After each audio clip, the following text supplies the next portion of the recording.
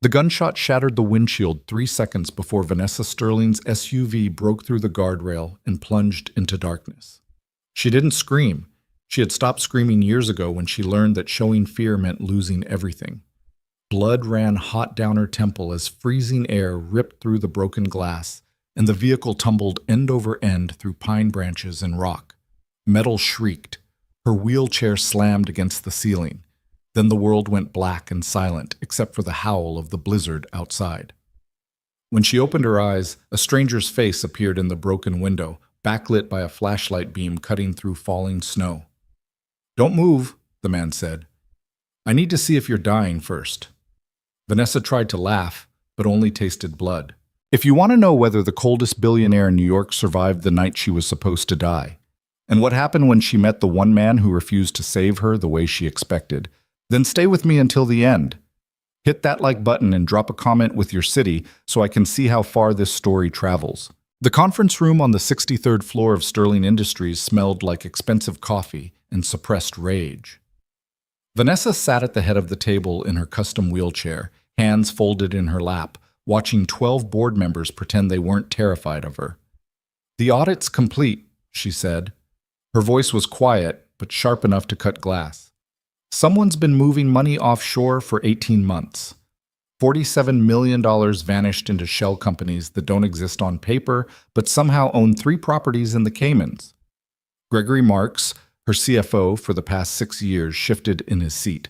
Sweat beaded at his hairline even though the room was cold enough to preserve meat. "Vanessa, we've been over this," he said carefully. "The discrepancies are accounting errors. We're cleaning them up." "Accounting errors," Vanessa repeated. She didn't blink. $47 million worth of accounting errors. Markets are volatile, right? "Don't insult me, Greg." The room went silent. Outside the floor-to-ceiling windows, snow fell over Manhattan in thick gray curtains. December had come early and brutal this year, burying the city under ice and wind that rattled even these reinforced glass panes 60 stories above the street. Vanessa rolled herself back from the table slowly, letting the wheels whisper against the polished floor. 12 pairs of eyes tracked her movement. She had learned years ago that silence was a weapon, that if you stayed quiet long enough, people started confessing to things you hadn't even accused them of yet. "I want names," she said finally. "By Friday, whoever's stealing from this company will be out of a job and facing federal charges before Christmas." Gregory's jaw tightened. "You're making a mistake." "I've made plenty of those," Vanessa said. "This isn't one of them." She turned her wheelchair toward the door. Her assistant Emma was already there, holding it open with the kind of neutral expression that came from working for someone the media called the Ice Queen for 3 straight years. Behind her, the board members erupted into whispered arguments the moment the door clicked shut. Emma fell into step beside Vanessa's chair as they moved down the hallway toward the executive elevator. "They're panicking," Emma said quietly. "Good." Greg called someone right before the meeting, twice. Both times he left the room. Vanessa's fingers tightened on the armrest, but her face stayed calm. "Get me copies of his phone records." "Already done. They're on your desk." That was why Emma had survived 4 years as Vanessa's assistant when most people quit after 6 months. She anticipated problems before they became disasters and never asked questions that didn't need answers. The elevator doors opened. Vanessa rolled inside and Emma hit the button for the parking garage. "You're leaving early?" Emma asked. "I need to think." "The storm's getting worse.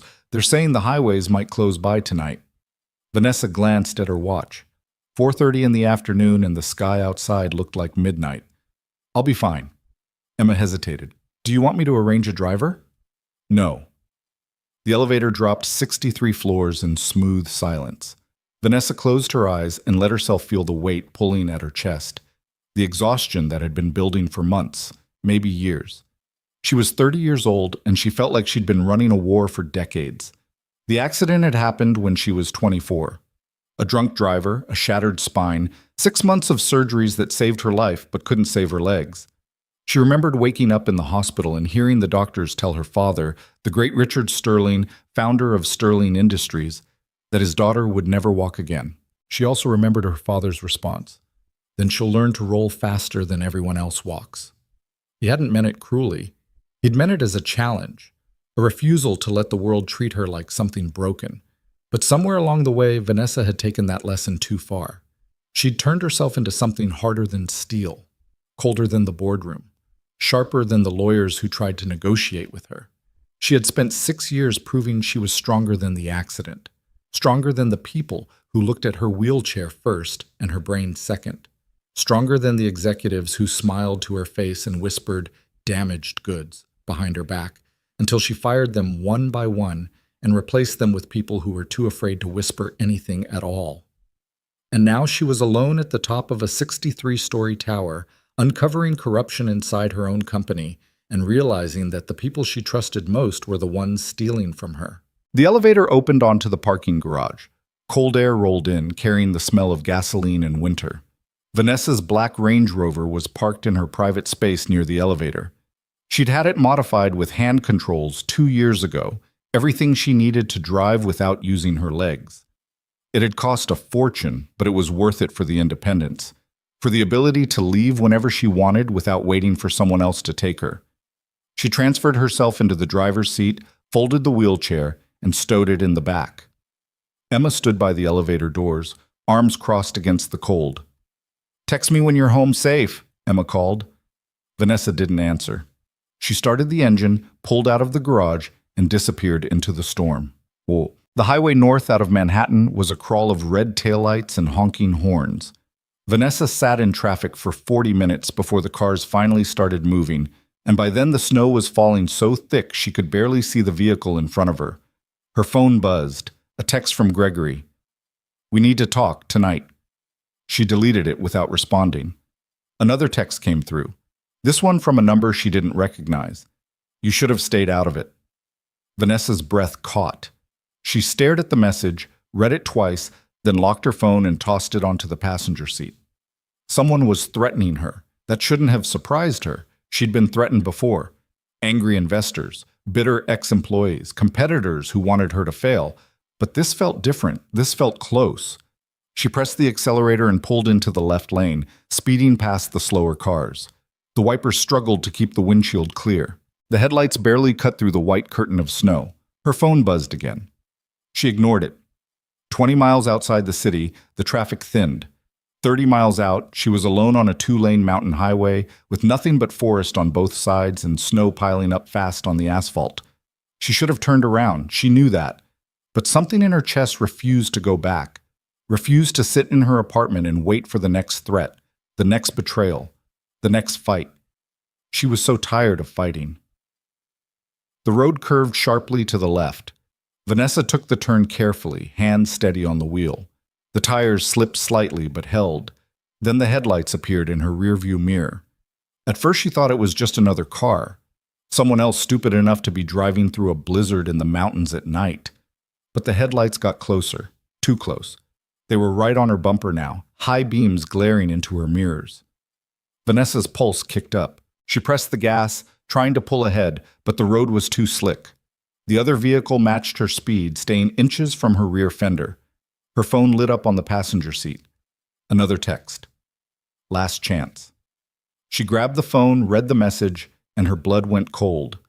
The vehicle behind her surged forward and slammed into her bumper. The Range Rover fishtailed. Vanessa fought the wheel, trying to straighten out, but the tires couldn't grip the ice underneath the snow. She spun sideways, then forward again, and the vehicle behind her rammed her a second time, harder. This time she didn't have control. The SUV veered off the road, crashed through a guardrail, and went airborne over the edge of the ravine. Vanessa didn't scream. She gripped the wheel and braced herself as the vehicle flipped end over end through darkness and tree branches and freezing wind. Metal shrieked, glass shattered. Her wheelchair flew loose and slammed into the ceiling above her head. Then the SUV hit something solid, a tree, a boulder, she didn't know, and everything went black. Pain woke her. Not sharp pain. Dull, heavy pain that radiated from her ribs and her shoulder and the side of her head. She opened her eyes slowly and saw blood on the deflated airbag in front of her. Her blood. The windshield was shattered. Snow was blowing in through the broken glass, covering the dashboard, the seats, her lap. Vanessa tried to move and gasped. Her ribs screamed. Something was broken. Maybe more than one something. She reached for her phone, but it wasn't there. She looked around wildly and saw it lying in the snow outside the vehicle, screen cracked and dark. The SUV was on its side, wedged between two trees at the bottom of a steep ravine. She couldn't see the road, couldn't see anything except forest and snow and darkness. No one's coming, she thought. The people who ran her off the road weren't going to call for help, and no one else knew where she was. She was going to freeze to death down here. Vanessa laughed, a short, bitter sound that hurt her ribs. After everything she had survived, after clawing her way to the top of a billion-dollar empire, while half the world doubted she could even run a meeting, she was going to die alone in the woods because she'd been too stubborn to turn around. She closed her eyes. Then she heard footsteps crunching through snow. Her eyes snapped open. A flashlight beam cut through the darkness outside the broken windshield, sweeping back and forth across the wreckage. "Jesus," a man's voice said. "What the hell happened here?" Vanessa tried to speak but only managed a weak cough. Blood was running down her temple again, warm against the cold air. The flashlight beam found her face. She squinted into the light, barely able to make out the figure holding it. Tall, broad-shouldered, wearing a heavy coat and a wool hat pulled low over his face. "Don't move," the man said. He crouched down beside the shattered window, close enough now that she could see his face. Rugged features, dark eyes that scanned her injuries with the efficiency of someone who'd seen worse. A scar running through his left eyebrow. "Are you alone?" he asked. Vanessa nodded. "Can you feel your legs?" She almost laughed again. "Never could." The man frowned, then glanced down and saw the wheelchair crushed against the ceiling of the overturned SUV. His expression didn't change. No pity, no shock, just a quick assessment of the situation. "I'm going to pull you out," he said. "It's going to hurt. Wait." But he was already reaching through the broken window, wrapping one arm behind her shoulders and the other under her knees. Vanessa bit back a scream as he lifted her, her ribs grinding together, and dragged her out of the wreckage into the freezing night.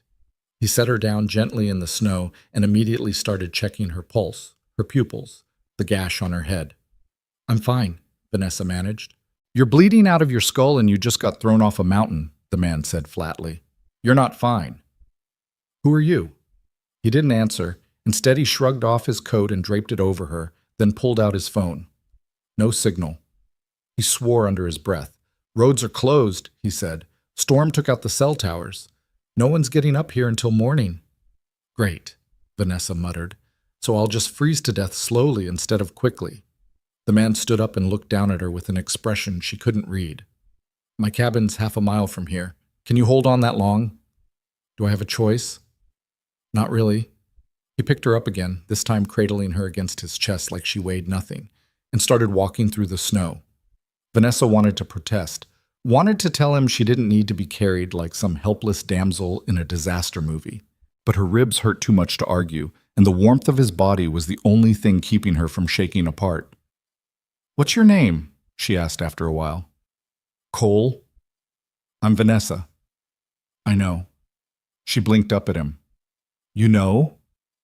"Everyone knows who Vanessa Sterling is," Cole said. "You're on the news every other week." "Lucky me." "You're also supposed to be one of the smartest people in New York. So why the hell were you driving through a blizzard in the middle of the night?" Vanessa closed her eyes. "Long story.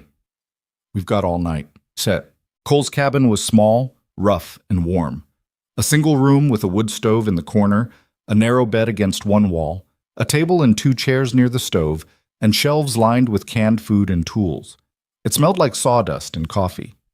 He set Vanessa down on the bed, grabbed a first aid kit from one of the shelves, and started cleaning the cut on her head without asking permission. "This is going to sting," he said.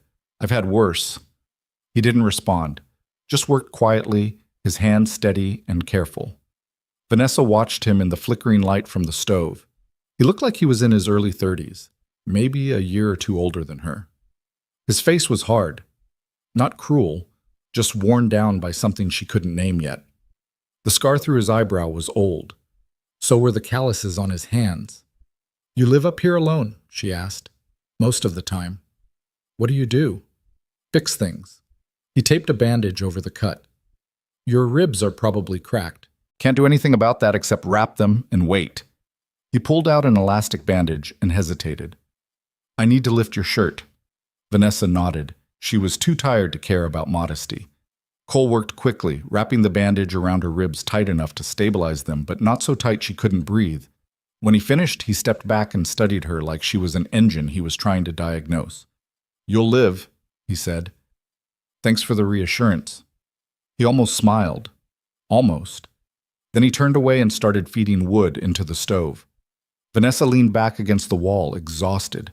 Every part of her hurt. Her head throbbed. Her ribs ached with every breath. But she was alive. And that was more than she'd expected 20 minutes ago. Why'd you help me? She asked. Cole glanced over his shoulder. You needed help. Most people wouldn't climb down a ravine in the middle of a blizzard for a stranger. I'm not most people. Clearly. He closed the stove door and sat down in one of the chairs near the table. For a long moment, he just stared at the fire, his face unreadable. I heard the crash, he said finally. I was closing up the garage when I heard metal hitting trees. Thought maybe it was an animal. Deer run into the road up here sometimes. But when I got close enough to see the guardrail torn open, he trailed off. I figured whoever went over was already dead. Then I saw the headlights still on at the bottom. Lucky me, Vanessa said again. Maybe. Cole looked at her. Or maybe someone wanted you dead and you just didn't die fast enough. Vanessa's chest tightened. What makes you say that? Because cars don't just fly off mountains by accident. Not unless the driver's drunk or the brakes fail. And you don't seem drunk. She didn't answer. Cole stood up, walked over to the bed, and crouched down so they were eye level. His gaze was sharp, searching, and uncomfortably direct. Someone ran you off that road, he said quietly. Didn't they? Vanessa swallowed. I don't know. Yeah, you do. She looked away. It doesn't matter. I'll deal with it when I get back to the city. If you get back. That made her look at him again. What's that supposed to mean? Cole stood up and walked to the window. He pulled back the curtain and stared out into the storm. Roads are closed. Phones are down. No one's getting up or down this mountain until the snow stops and the plows come through. Could be tomorrow. Could be 3 days. 3 days, Vanessa repeated. And if whoever ran you off that road thinks you're dead, they're not looking for you, but the second you show up alive. He let the sentence hang. Vanessa felt something cold settle in her stomach. He was right. Whoever had tried to kill her tonight thought they'd succeeded. The moment she resurfaced, they'd try again. So what do I do? She asked. Cole turned back to face her. You stay here. Stay quiet. And when the roads open, you don't go back to New York alone. I don't have a choice. I have a company to run. You have a target on your back, Cole said flatly. And from what I've seen on the news, you've made plenty of enemies. That's what happens when you succeed. No, Cole said. That's what happens when you forget that success makes people desperate. Vanessa stared at him. There was something in his voice, something bitter and familiar, like he'd learned that lesson the hard way. Who did you lose? She asked quietly. Cole's jaw tightened. What? You talk like someone who's been desperate before, someone who's lost something. For a long moment, he didn't answer. Then he turned back to the window and said, Get some sleep. We'll figure out the rest tomorrow. Vanessa wanted to push, wanted to know what haunted this man who lived alone in the mountains and rescued strangers in the middle of the night. But exhaustion was dragging her down, pulling her under. Her eyes closed. The last thing she heard before sleep took her was Cole's voice, low and rough. You're safe here. For now.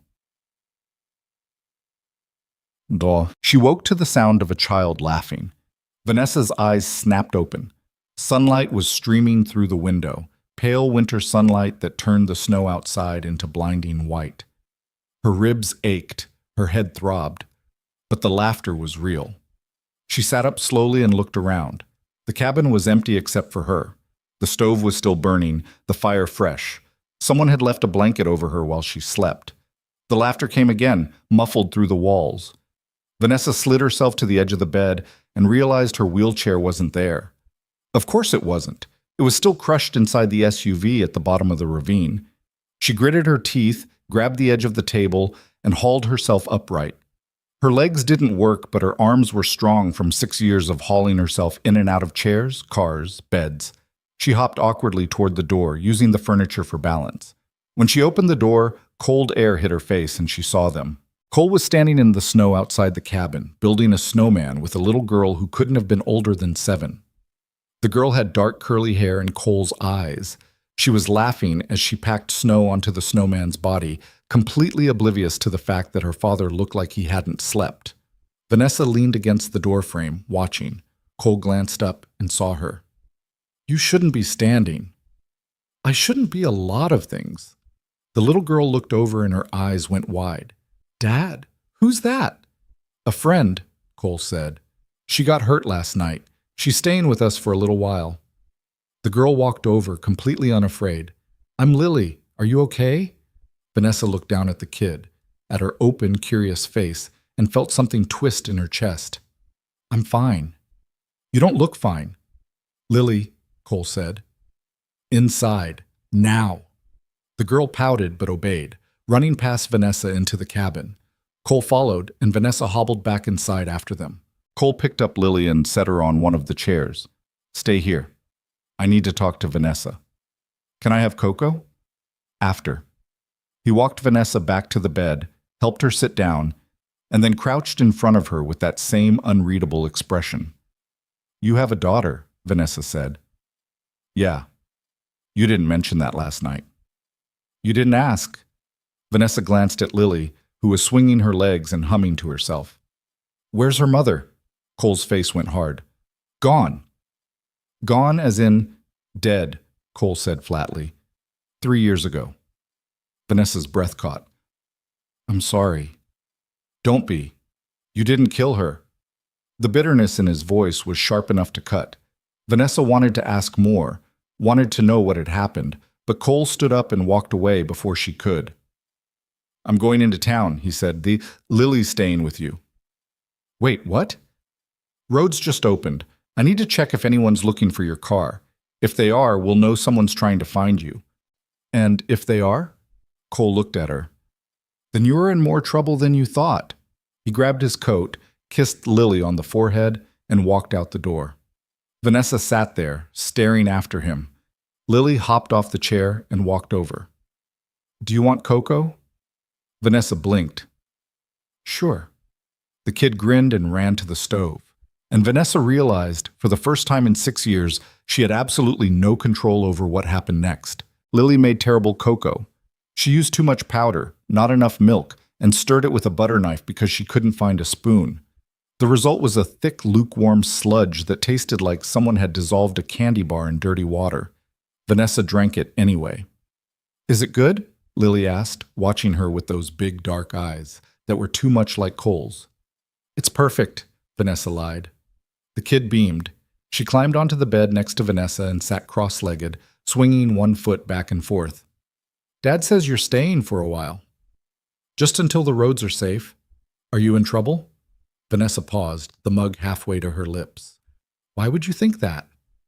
"Because Dad only brings people here when they're in trouble, like Mr. Harrison last year when his house burned down, or Mrs. Chen when her husband got mean." Vanessa set the mug down carefully. "Your dad helps a lot of people?" "All the time. He says people need help and nobody else is going to do it." Lily tilted her head. "So are you? In trouble?" There was no point lying to a 7-year-old who'd already figured out half the truth. "Yeah," Vanessa said. "I think I am." "Is someone trying to hurt you?" "Maybe. Dad won't let them." The certainty in Lily's voice made Vanessa's chest tighten. This kid had already lost her mother, and she still believed her father could protect everyone. That kind of faith was dangerous. It got people killed. "What happened to your mom?" Vanessa asked quietly. Lily's face went blank. Not sad, just empty, like someone had flipped a switch. "She went away." "I'm sorry." "Dad says she's not coming back, ever." "Do you remember her?" Lily shrugged. "A little. She smelled like flowers and she used to sing me songs before bed. But then one day she didn't come home and Dad said she was gone and I had to be brave. Vanessa felt something crack inside her chest. She'd spent 6 years building walls around herself, convincing herself that being alone was safer than letting anyone close enough to hurt her. But sitting here next to this kid who'd been brave since she was 4 years old, Vanessa realized she didn't know the first thing about bravery. "You're doing a good job," Vanessa said. "At what?" "Being brave." Lily looked at her, serious and solemn. "Are you brave?" "I used to think so." "What changed?"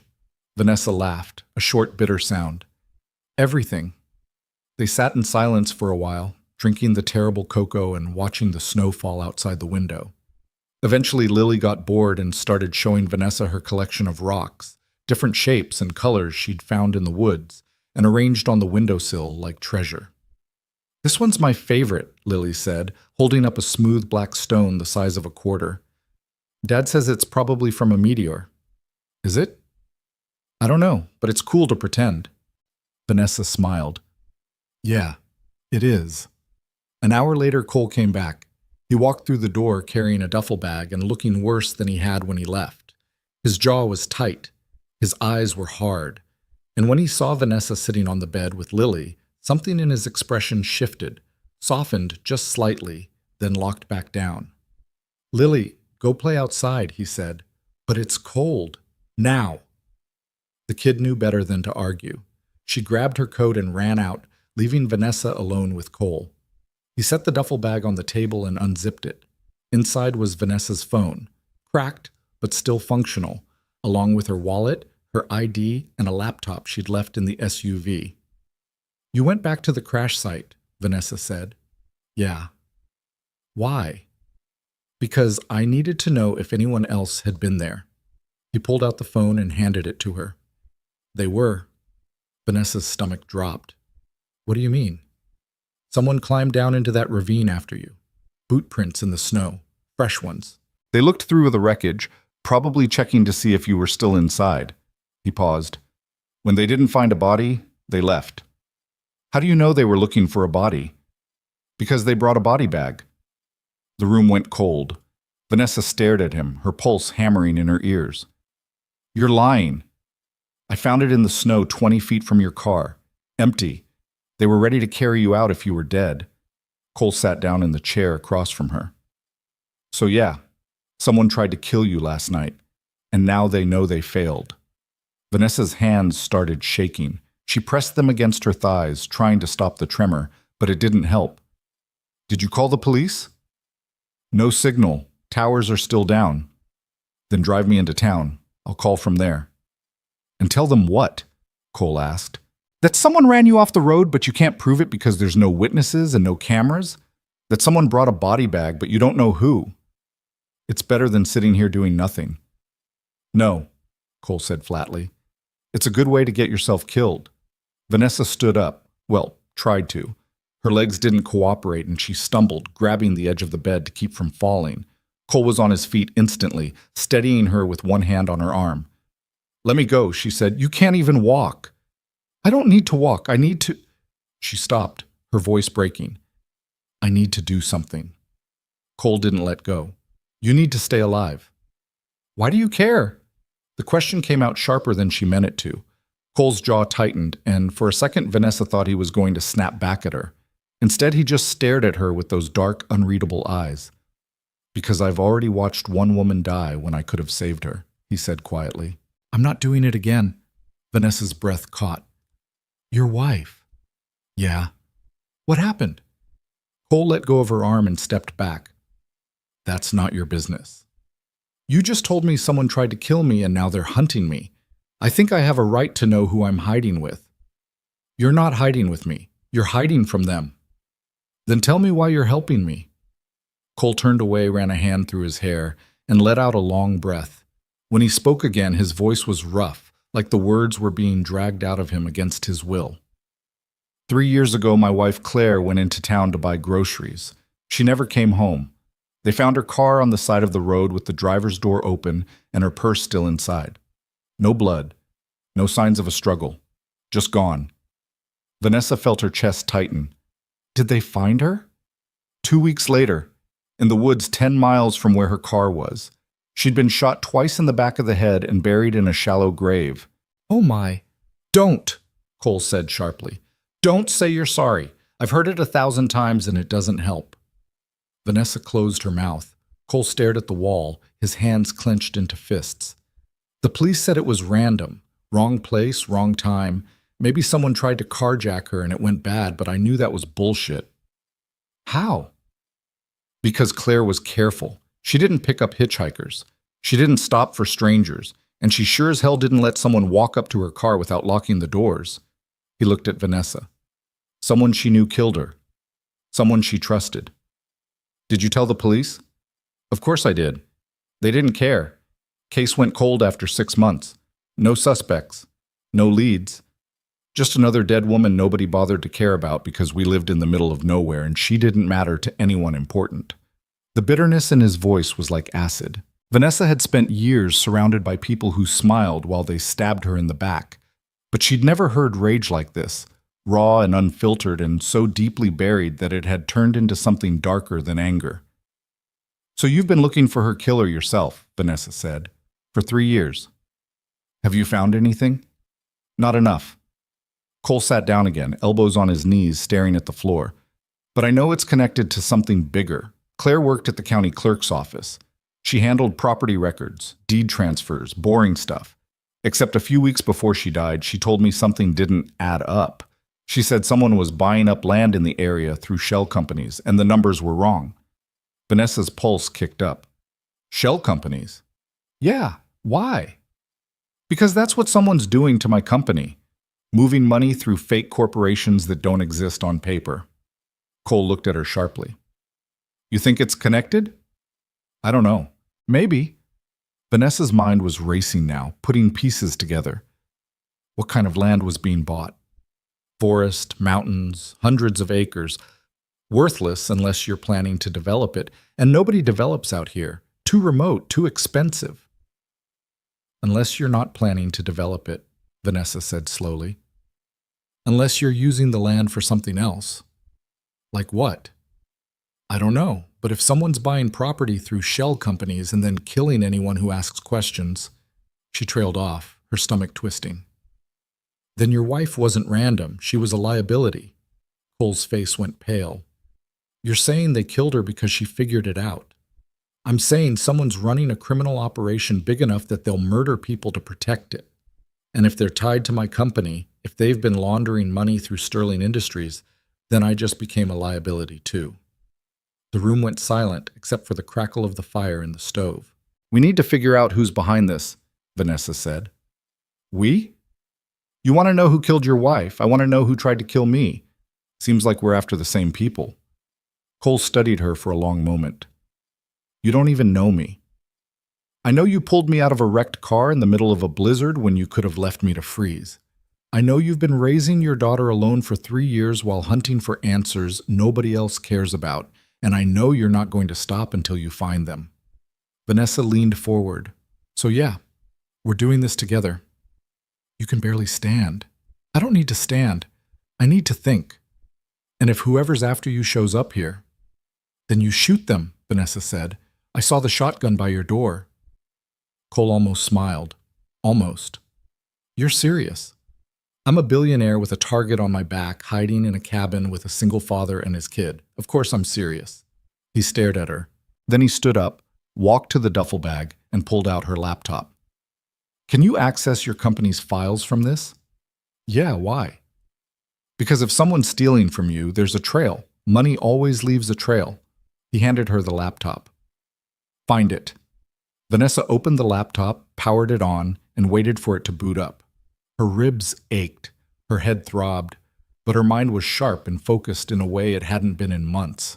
This was what she was good at, finding patterns, connecting dots, taking 1,000 pieces of information and turning them into a weapon. I'll need internet, she said. There's a coffee shop in town with Wi-Fi. We'll go tomorrow. Why not today? Because whoever's looking for you will be watching the roads. We wait until dark, less chance of being spotted.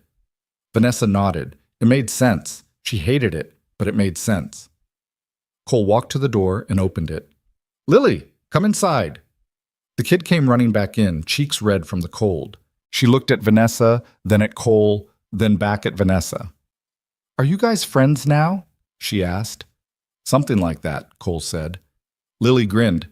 Good. You were being grumpy. I'm always grumpy. Yeah, but now you're less grumpy. Cole sighed and ruffled her hair.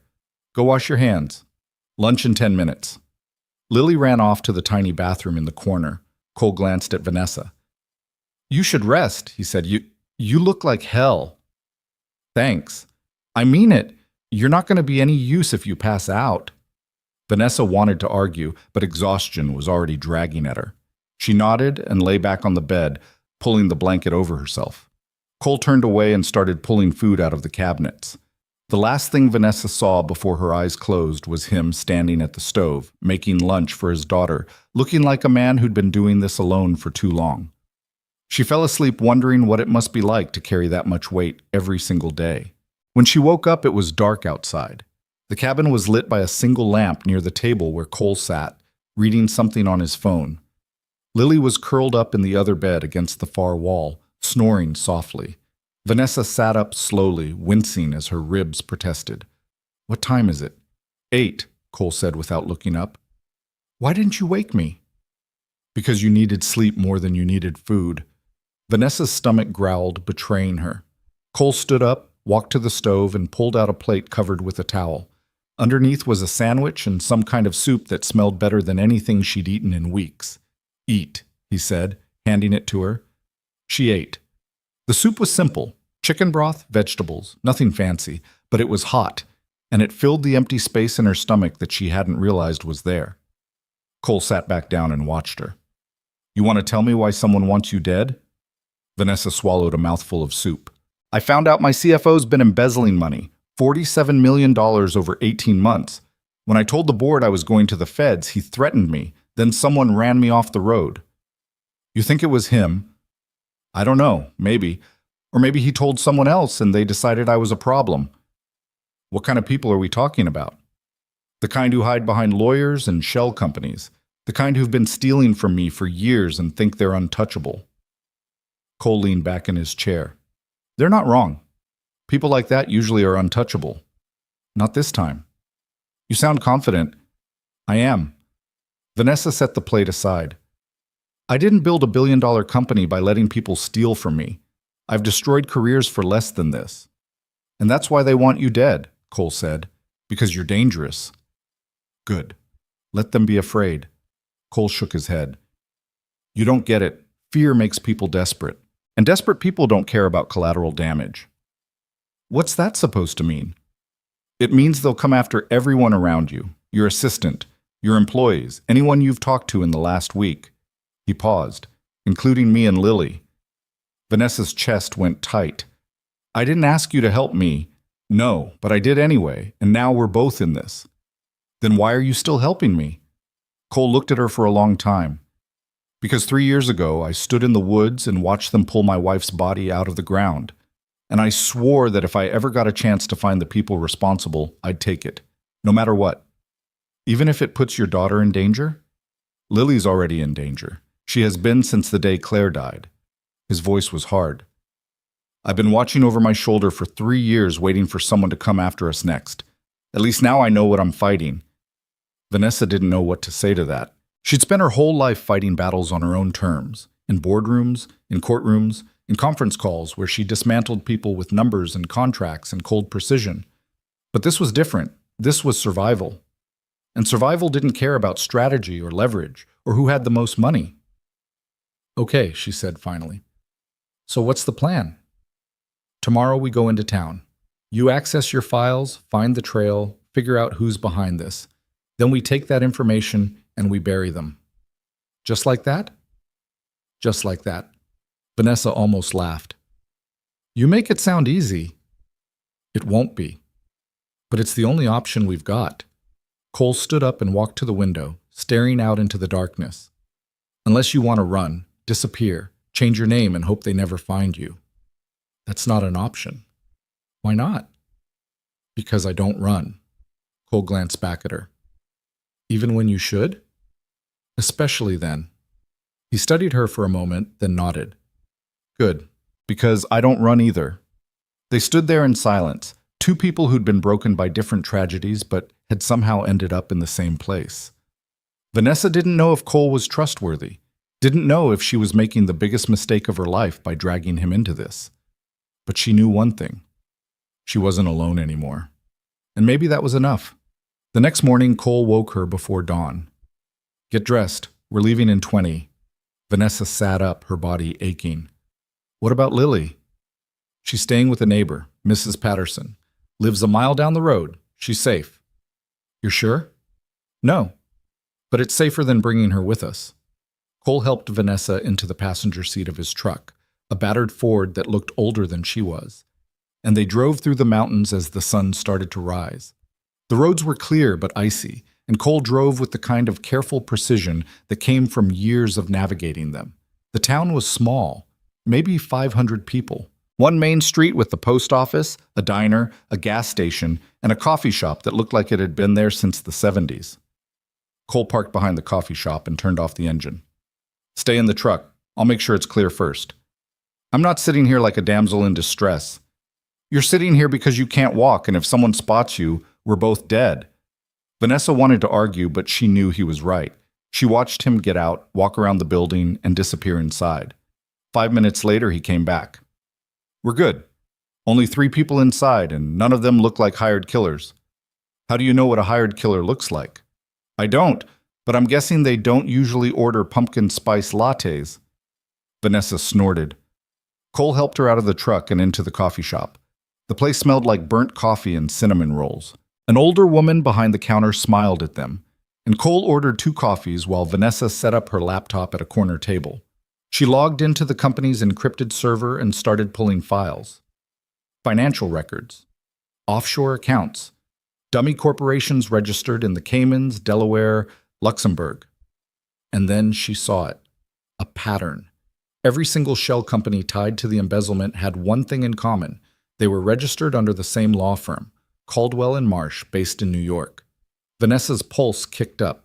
She opened a new tab and searched for Caldwell & Marsh. The firm's website was sleek and professional.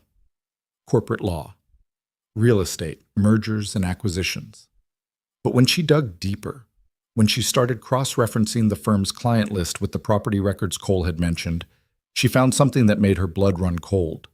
Caldwell & Marsh had been buying land in this exact area for the past 5 years, hundreds of acres, all through shell companies, all untraceable.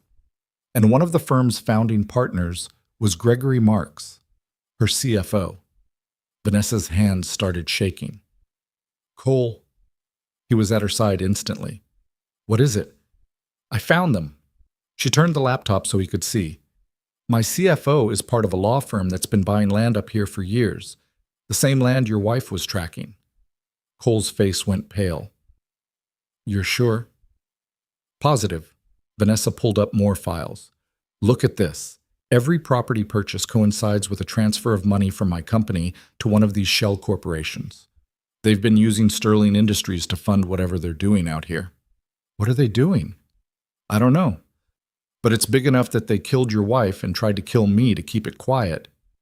Cole stared at the screen, his jaw tight. We need to call the police. No. Vanessa, listen to me.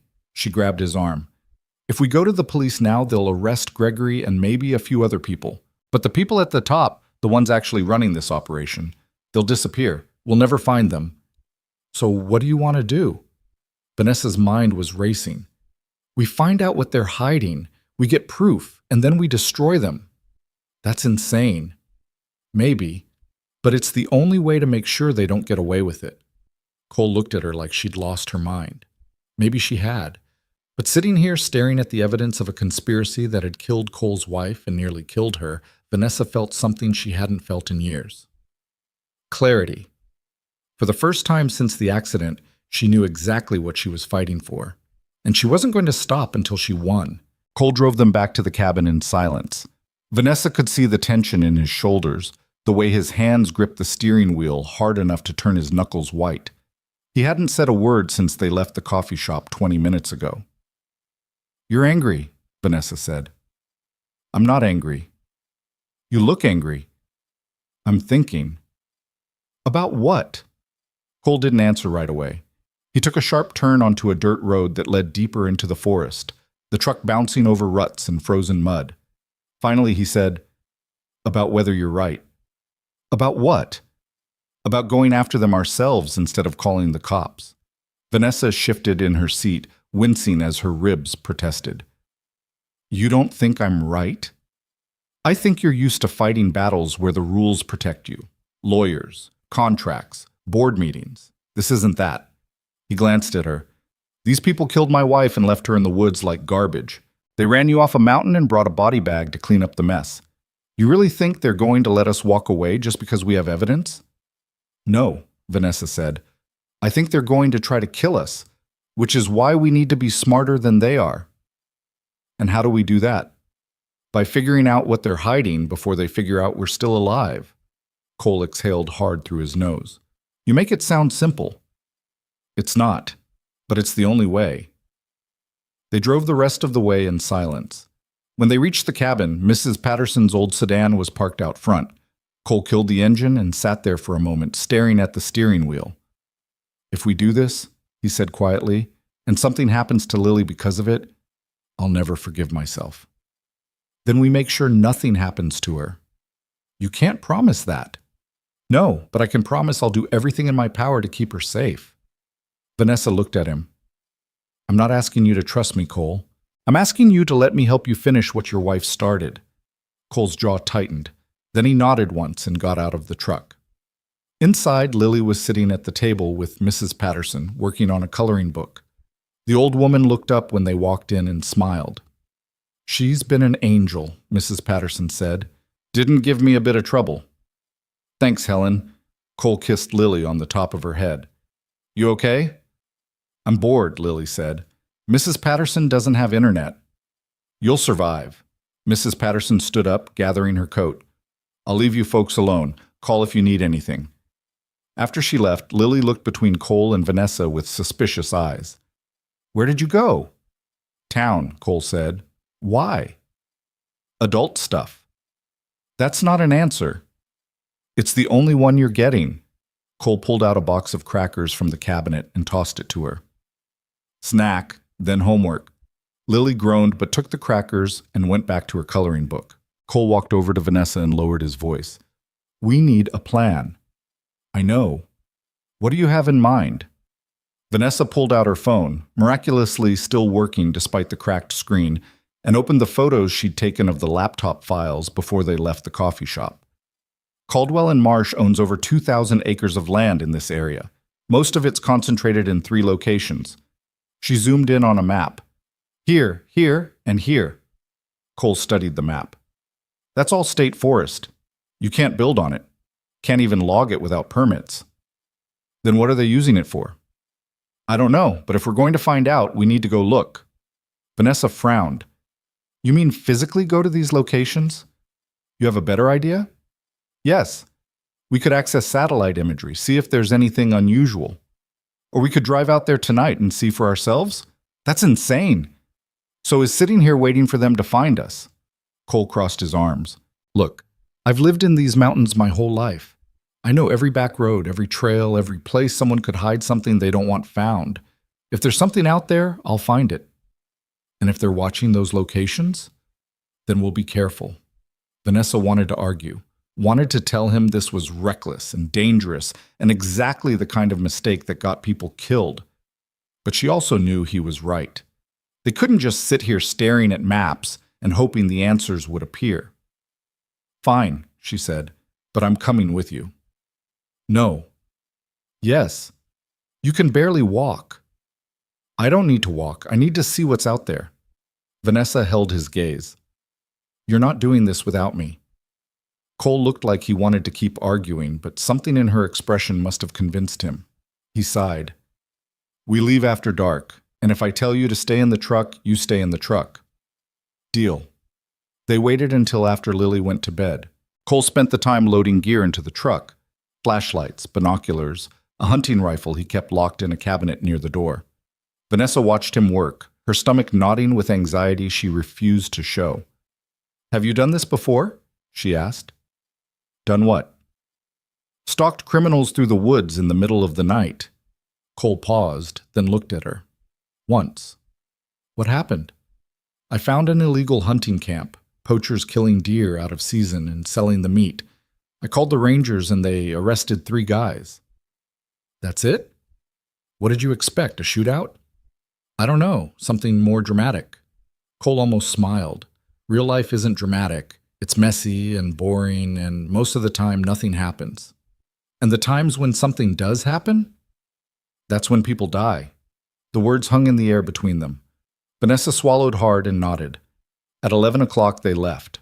Cole drove with the headlights off, navigating by moonlight and memory. The forest pressed in on both sides of the narrow dirt road, branches scraping against the truck's roof. Where are we going? Vanessa asked. The first location on your map. About 10 miles north of here. What's there? Nothing. That's what makes it suspicious. They drove in silence for another 20 minutes. Then Cole pulled off the road into a small clearing and killed the engine. We walk from here, he said. I told you I can't. I know. He got out, walked around to her side, and opened the door. Which is why I'm carrying you. Before Vanessa could protest, he'd lifted her out of the truck and slung her over his shoulder like a sack of flour. She bit back a yelp as her ribs screamed in protest. This is humiliating, she hissed. This is practical. Cole grabbed a flashlight and the rifle, then started walking into the forest. The trees were thick here, the undergrowth tangled with dead branches and frozen vines. Cole moved through it like he'd done this 1,000 times, stepping over obstacles without breaking stride. Vanessa hung on and tried not to think about how much her ribs hurt. After what felt like an eternity, Cole stopped. There. He set Vanessa down carefully on a fallen log and pointed through the trees. Ahead, maybe 200 yards away, she could see lights. Not street lights or house lights, work lights, the kind you'd use on a construction site. What the hell is that? Vanessa whispered. That's what we're here to find out. Cole raised the binoculars and scanned the area. Vanessa watched his face, saw the confusion there, then the recognition, then the anger. Cole, what is it? He handed her the binoculars without a word. Vanessa looked through them and her breath caught. The lights were illuminating a clearing that had been carved out of the forest. And in the center of that clearing was a massive excavation site. Bulldozers, dump trucks, portable generators, and what looked like the entrance to a mine shaft cut directly into the mountainside. They're mining, Vanessa said. Illegally. Cole's voice was hard. This is federal land. You can't mine here without permits and environmental impact studies, and there's no way they got approval for something this big without someone noticing. Unless they paid off the right people, or killed the ones who wouldn't stay quiet. Vanessa felt cold that had nothing to do with the temperature. Your wife found out about this. Yeah, she must have seen the property transfers and started asking questions. Cole's hands were shaking. And they killed her for it. What are they mining? I don't know. Could be anything. Copper, zinc, rare earth minerals. These mountains are full of old mineral deposits. He took the binoculars back. But whatever it is, it's worth enough to murder for. Vanessa's mind was racing. We need to document this. Photos, video, anything that proves what they're doing. Already on it. Cole pulled out his phone and started taking pictures. The camera clicked quietly in the darkness. That's when Vanessa heard the voices. She grabbed Cole's arm. He froze, listening. The voices were getting closer. At least 2 men, maybe more, walking through the forest toward their position. Cole grabbed Vanessa and pulled her down behind the log, pressing himself flat against the ground. She could hear her own heartbeat pounding in her ears. The voices got louder. Flashlight beams cut through the trees. Vanessa held her breath. Supposed to check the perimeter every hour, one of the men was saying. Boss's orders. What's he so worried about? Another voice replied. Nobody comes out here. Yeah, well, tell that to the woman we had to chase off the road last week. Vanessa's blood went cold. You think she's dead? The first man asked. Hope so. Mitchell said he checked the wreckage and didn't find a body, but the ravine's deep. She probably got thrown clear and froze to death somewhere in the woods. What if she didn't? Then we'll find her and finish the job. The men walked past their hiding spot, close enough that Vanessa could have reached out and touched them. She didn't move, didn't breathe, just waited until the voices faded into the distance and the flashlight beams disappeared. Cole waited another full minute before sitting up.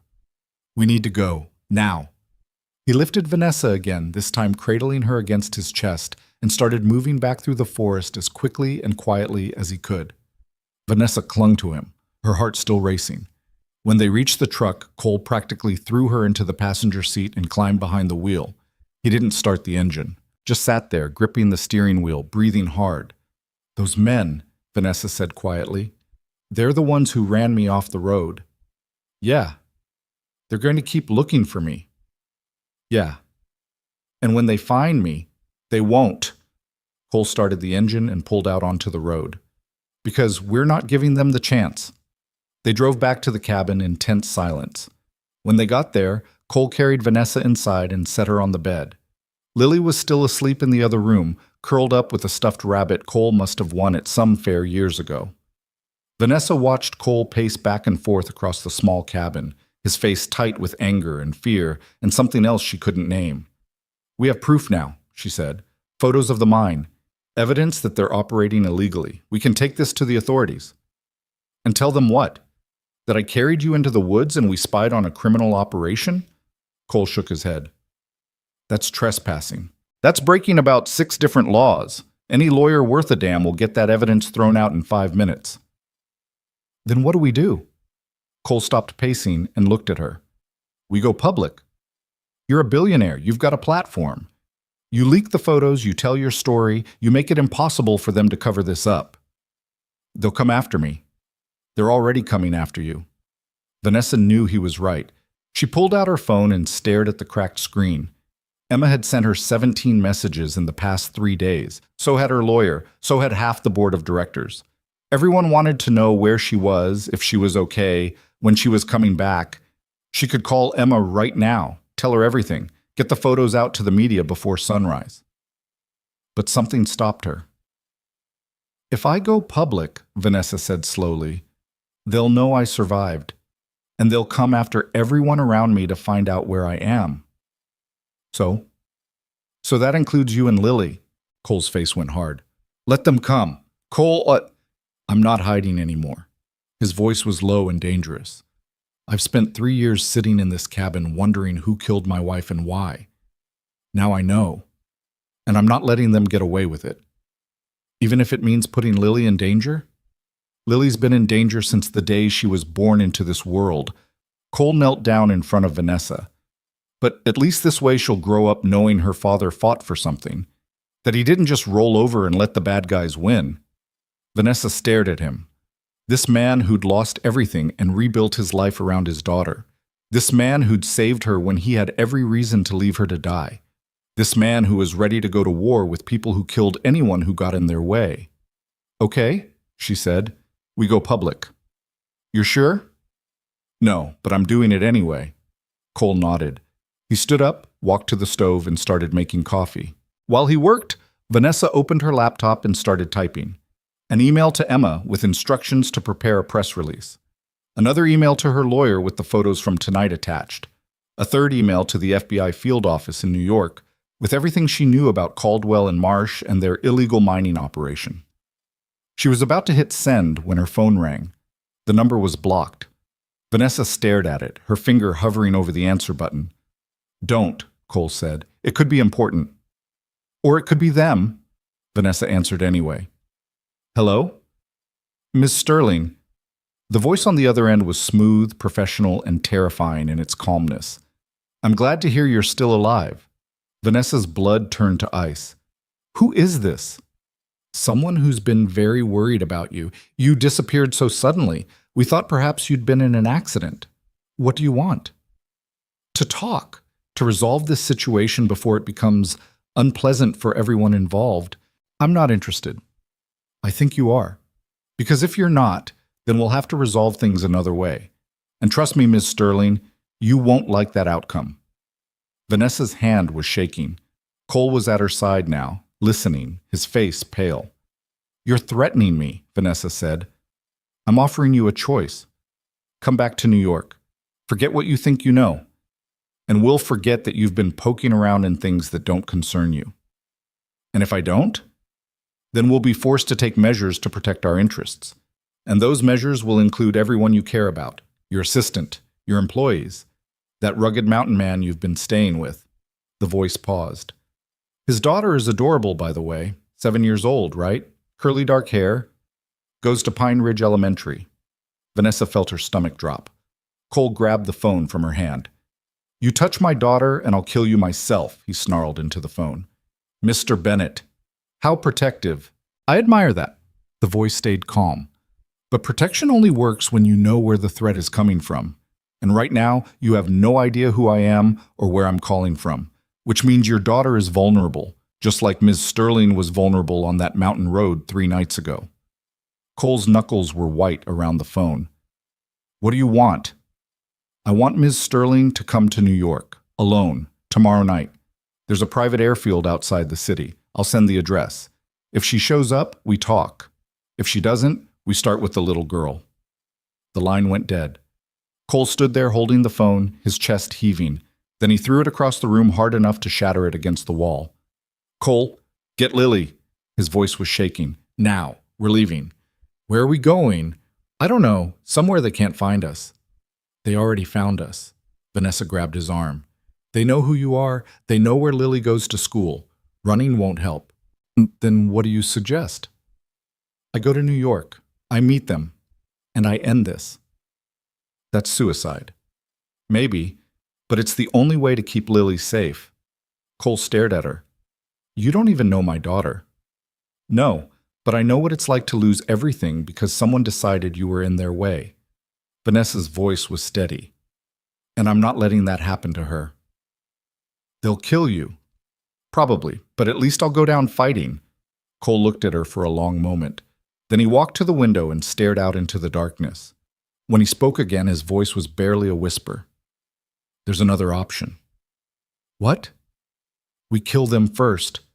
Vanessa felt her breath catch. What are you talking about? I'm talking about not waiting for them to come to us. I'm talking about finding out who these people are and ending this before they hurt anyone else. That's insane? Yeah, I know. Cole turned to face her. But it's the only way, because if you go to New York, you die. And if we run, they find us. So we fight. How? We use what we know, the mine, the illegal operation, the photos. We find out who's running this and we expose them, publicly, loudly, in a way they can't make disappear. Vanessa's mind was spinning. You're talking about starting a war. I'm talking about finishing one. Cole's eyes were hard. They killed my wife. They tried to kill you. They threatened my daughter. So yeah, I'm ready for war. Vanessa looked at him, really looked at him, at the grief and rage and determination in his face, at the man who'd been broken 3 years ago and had spent every day since then trying to piece himself back together, at the father who had burned the world down to keep his daughter safe. And she realized she wasn't alone anymore. She had an ally. Maybe the most dangerous kind, someone with nothing left to lose. Okay, Vanessa said. Let's go to war. Cole nodded once. Then he walked to this cabinet where he kept the rifle, pulled it down, and started loading ammunition. Lily appeared in the doorway, rubbing her eyes. Dad? What's going on? Cole looked at his daughter, then at Vanessa, then back at Lily. Get dressed, sweetheart. We're taking a trip. Where? Somewhere safe. But you said this cabin was safe. I was wrong. Cole knelt down in front of her. But I'm going to fix it, I promise. Lily looked scared, but she nodded. She went back to her room to get dressed. Cole stood up and looked at Vanessa. Last chance to change your mind. I'm not changing my mind. Then we do this together. Together, Vanessa agreed. And somewhere in the darkness outside the cabin, the people who'd tried to kill them were planning their next move. But this time, they weren't hunting prey. They were walking into a trap.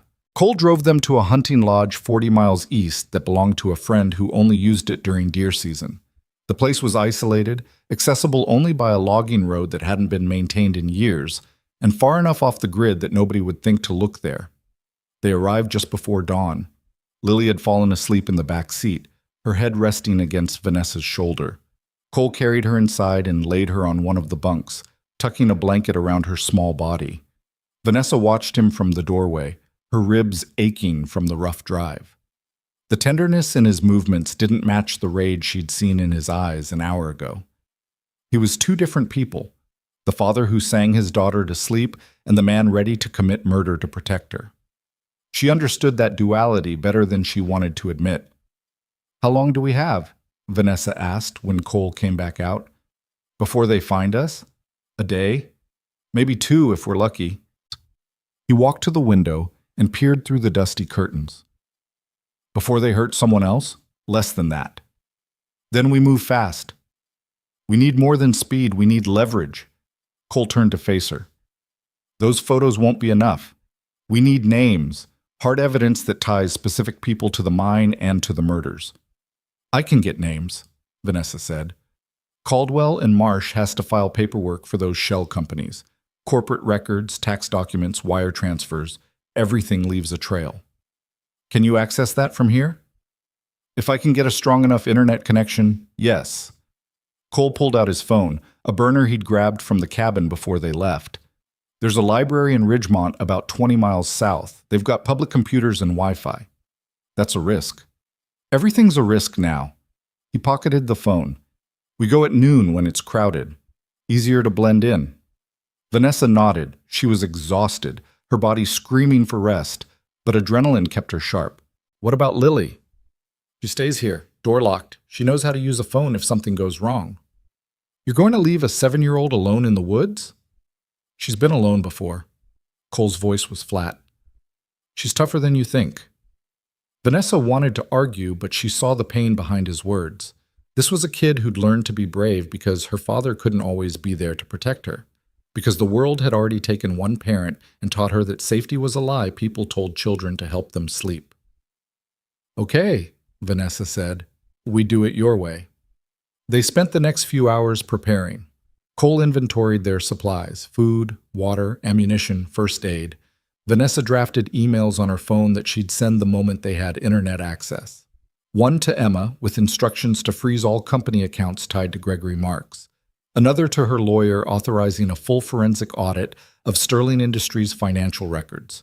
A third to a journalist she trusted at the Wall Street Journal with the photos of the illegal mine. If this went wrong, if they didn't make it out, at least someone would know the truth. At 11:30, Cole woke Lily and explained the plan. The kid listened with solemn eyes, nodding when he told her to stay inside, to keep quiet, to call Mrs. Patterson if anyone came to the door. "What if they're bad people?" Lily asked. "Then you hide," Cole said. "There's a crawl space under the floorboards in the back room. You remember where it is?" "Yeah." "Good girl." He kissed her forehead. "We'll be back in 2 hours. 3 at most." "Promise?" Cole hesitated. Vanessa saw the war in his face, the desire to promise his daughter something he couldn't guarantee. Finally, he said, "I'm going to do everything I can to keep that promise." It wasn't the answer Lily wanted, but she was smart enough to understand it was the only honest one. She hugged him tight, then surprised Vanessa by hugging her too. "Be careful," Lily whispered. Vanessa's throat tightened. "We will." The drive to Ridgemont took 30 minutes. Cole parked 2 blocks from the library, and they walked the rest of the way, Cole supporting Vanessa when her legs gave out. She hated needing help, hated how weak her body had become after years of fighting to prove she was strong enough without it. But pride wouldn't keep her alive. So she leaned on him and tried not to think about how much easier this would be if she could just walk on her own. The library was busy, retirees reading newspapers, college students studying for exams, parents with toddlers in the children's section.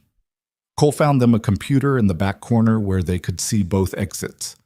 Vanessa logged into her encrypted email and started pulling files. Corporate records for every shell company tied to Caldwell and Marsh. Property deeds for the land surrounding the mine. Wire transfer receipts showing money flowing from Sterling Industries into offshore accounts. And then she found something that made her blood run cold. "Cole, look at this." He leaned over her shoulder. On the screen was an email chain between Gregory Marks and someone named Vincent Caldwell, one of the founding partners of Caldwell and Marsh. The emails were coded, using vague language about projects and shipments and acquisitions.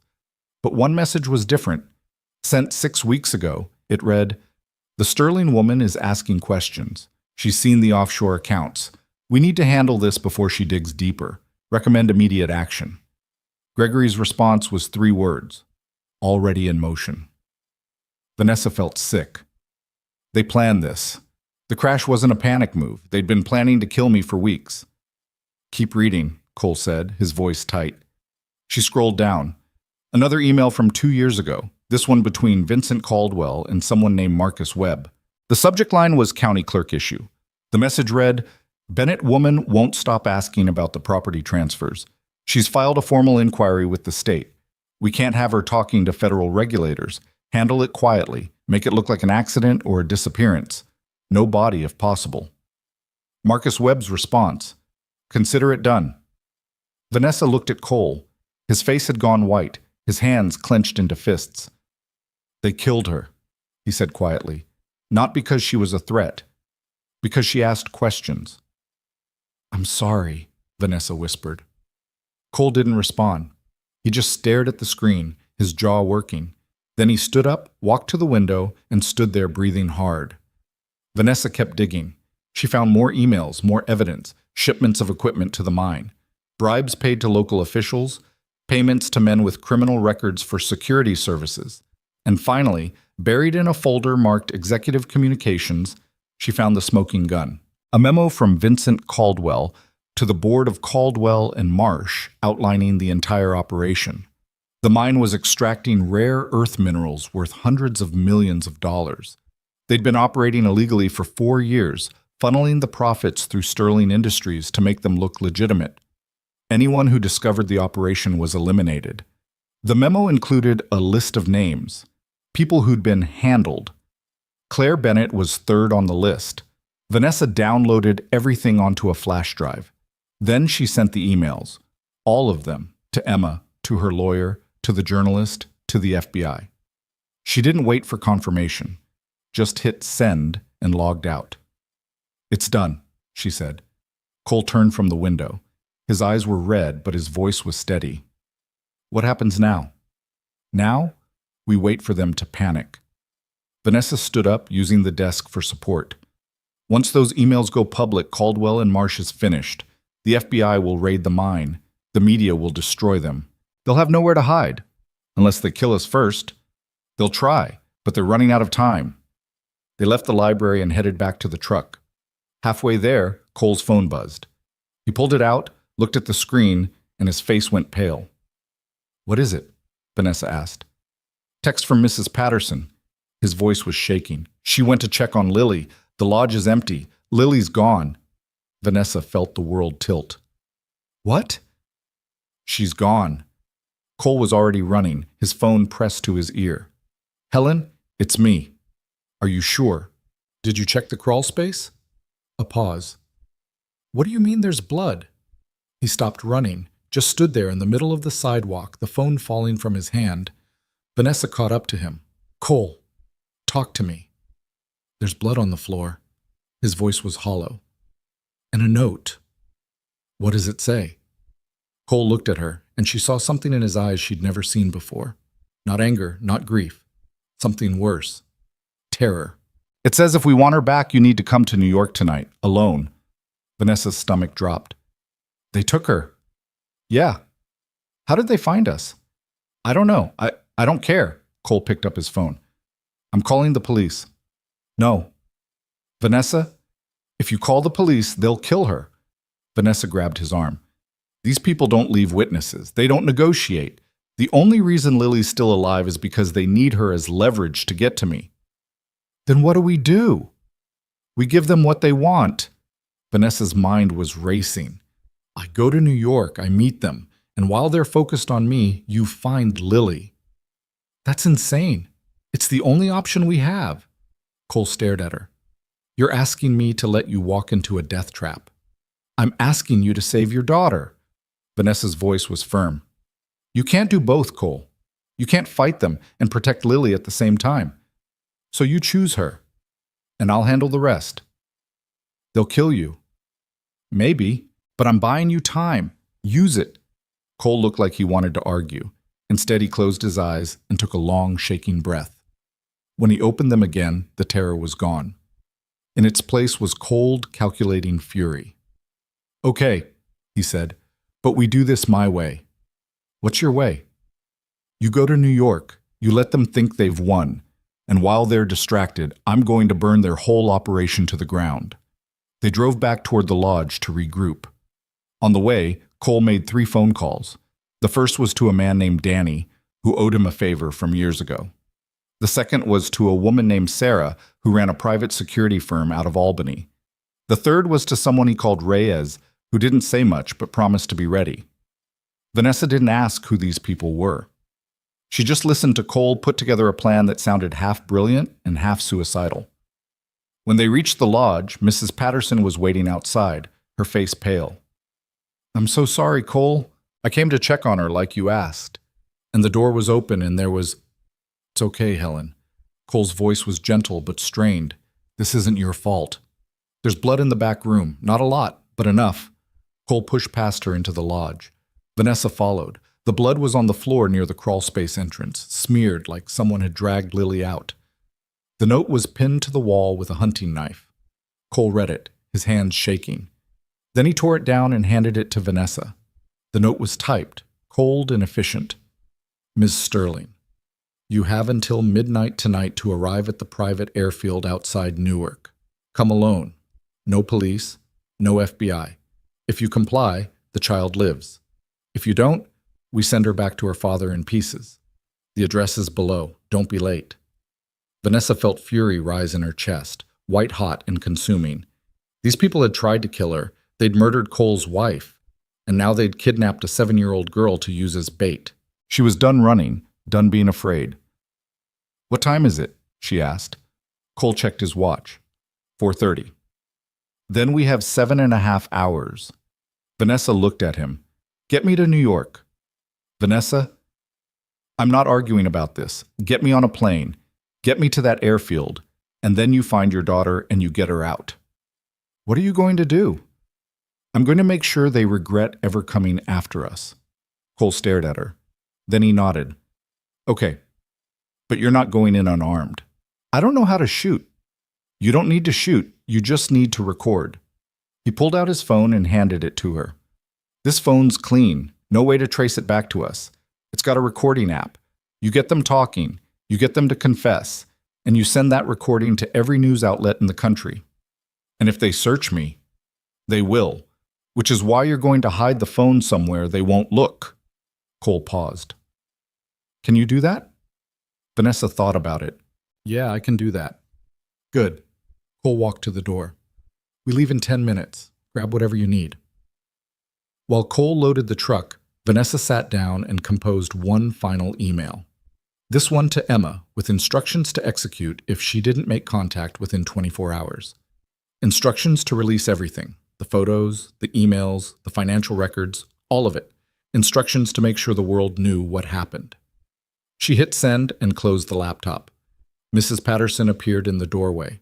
You're going after her, aren't you? Yes. Those men are dangerous. So am I. Mrs. Patterson studied her for a long moment. Then she walked over and pressed something into Vanessa's hand. A small pocket knife with a worn wooden handle. My husband carried this in Vietnam, the old woman said. Brought him home safe. Maybe it'll do the same for you. Vanessa's throat tightened. Thank you. Bring that little girl home. I will. The flight to New York took 3 hours. Cole had called in another favor from a man who owned a small charter service and didn't ask questions. They landed at a private airstrip in New Jersey just after 9 o'clock. Cole drove Vanessa to a hotel near the Newark airfield and pulled into the parking lot. He killed the engine and sat there, staring at the steering wheel. This is a bad idea, he said. I know. You could die. I know that too. Cole turned to look at her. Why are you doing this? Because your daughter shouldn't have to grow up without a father the way I grew up without one. Vanessa's voice was quiet. Because you saved my life when you didn't have to.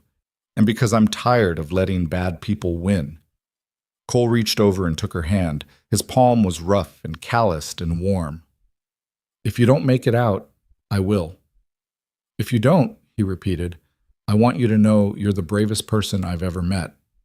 Vanessa laughed, a short, bitter sound. "I'm terrified." "That's what makes you brave." He helped her out of the truck and into the hotel lobby.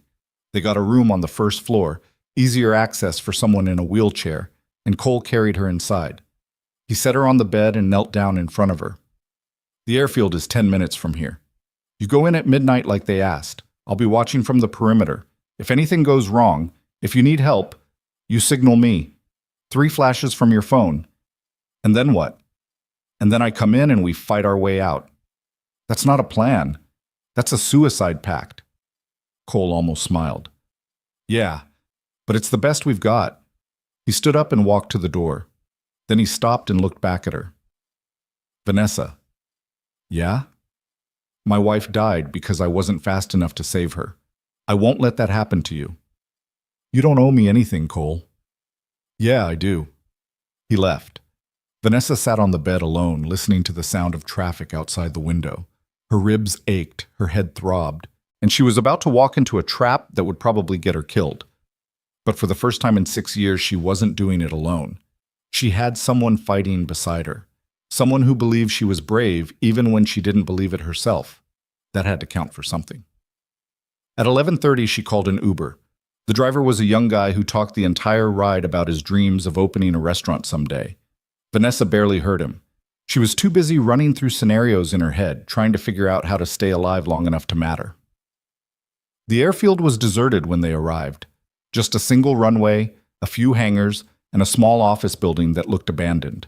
The Uber driver looked nervous. "You sure this is the right place?" he asked.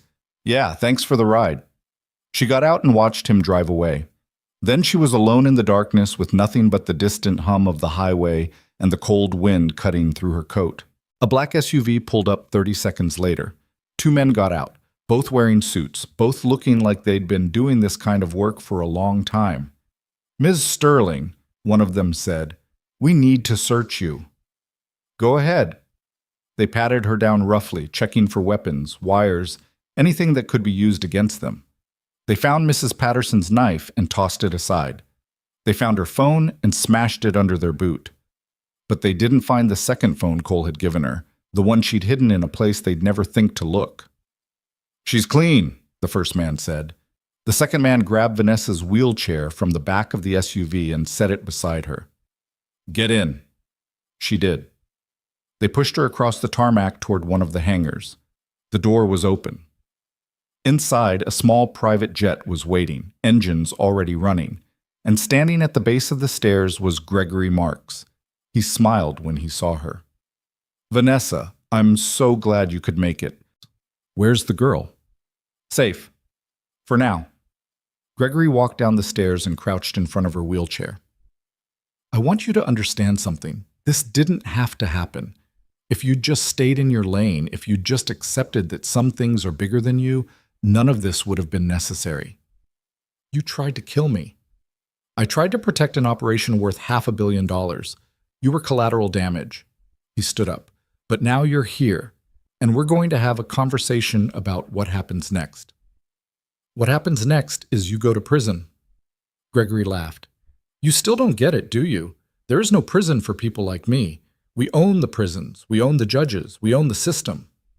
"Not anymore." Vanessa met his eyes. "I sent everything to the FBI 3 hours ago. The emails, the financial records, the photos of your illegal mine. By morning, you'll be the most wanted man in America." Gregory's smile faltered. "You're bluffing." "Am I?" He pulled out his phone and made a call. Someone answered. Gregory listened, his face going pale. Then he hung up and looked at Vanessa with something close to admiration. "You really did it," he said. "You actually sent everything." "Yeah." "Then I guess we don't have much to talk about after all." He nodded to the 2 men. "Put her on the plane. We're leaving." "Where are we going?" "Somewhere without extradition treaties. Somewhere you'll never be found." Gregory started walking toward the jet. "It's a shame, really. You could have been great if you'd just learned when to quit." They pushed Vanessa's wheelchair up the ramp into the plane. The interior was sleek and expensive. Leather seats, polished wood, the kind of luxury that only came from stolen money. But Vanessa wasn't looking at the luxury. She was looking at the small figure huddled in one of the back seats. Lily. The kid's face was bruised. Her hands were tied. But she was alive. Lily! Vanessa tried to move toward her, but one of the men shoved her back. Sit down and shut up, he growled. Gregory climbed aboard and settled into one of the front seats. Take off as soon as we're ready. The pilots nodded and disappeared into the cockpit. The engines roared louder. The doors started to close. And Vanessa realized she had maybe 60 seconds before they were airborne and everything was lost. She reached into her bra and pulled out the phone Cole had given her. Her fingers were shaking, but she managed to open the recording app and hit start. Then she looked at Gregory and said loudly, "Before we die, I want to know why you killed Claire Bennett." Gregory looked at her, surprised. What? Claire Bennett. The woman who worked at the county clerk's office. The one who found out about your land purchases. You had her murdered. I didn't kill anyone. No, but you ordered it. Vanessa's voice was steady now.